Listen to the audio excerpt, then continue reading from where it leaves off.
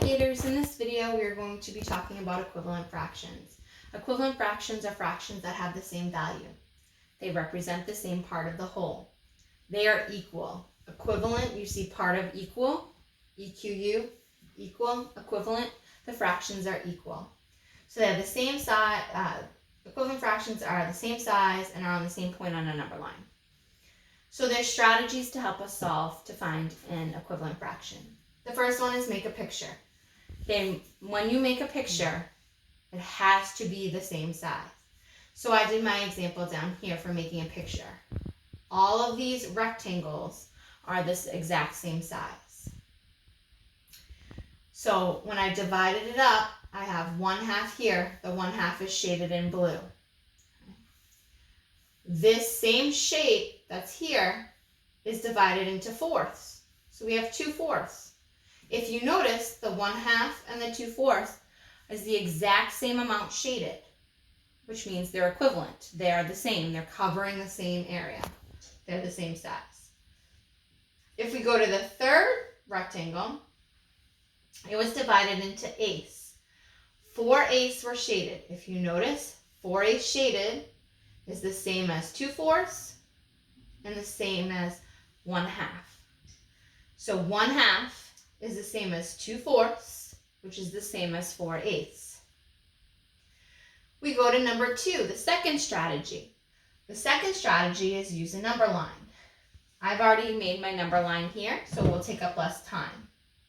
The number lines have to be the same, so they're from 0 to 1. I divided them in half. The first one is divided into half, so I have 1/2 here.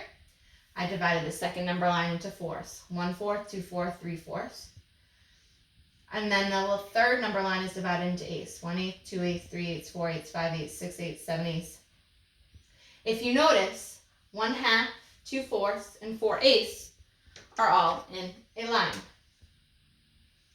going straight down. That means 1/2, 2/4, and 4/8 are equivalent. Those aren't the only equivalent fractions on these number lines. If you look, 1/4 and 2/8 line up. They're also equivalent.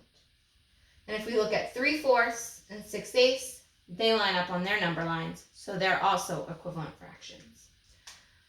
The third and final strategy is you can use multiplication or division to find an equivalent fraction.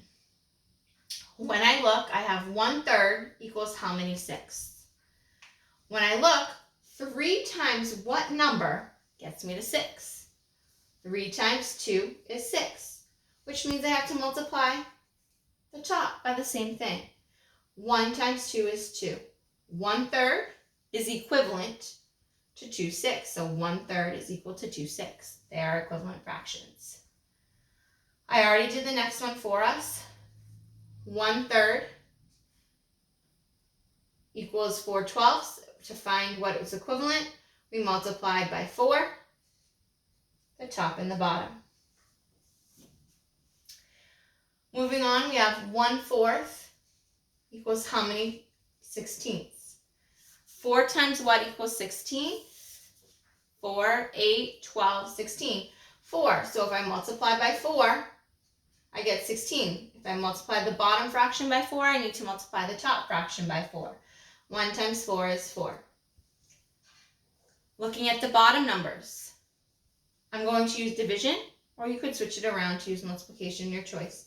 But 8 divided by what gets me to 4? And that would be 2. 8 divided by 2 is 4. If I divide the bottom by 2, I need to divide the top by 2. 4 divided by 2 is 2. 4/8 is equivalent to 2/4.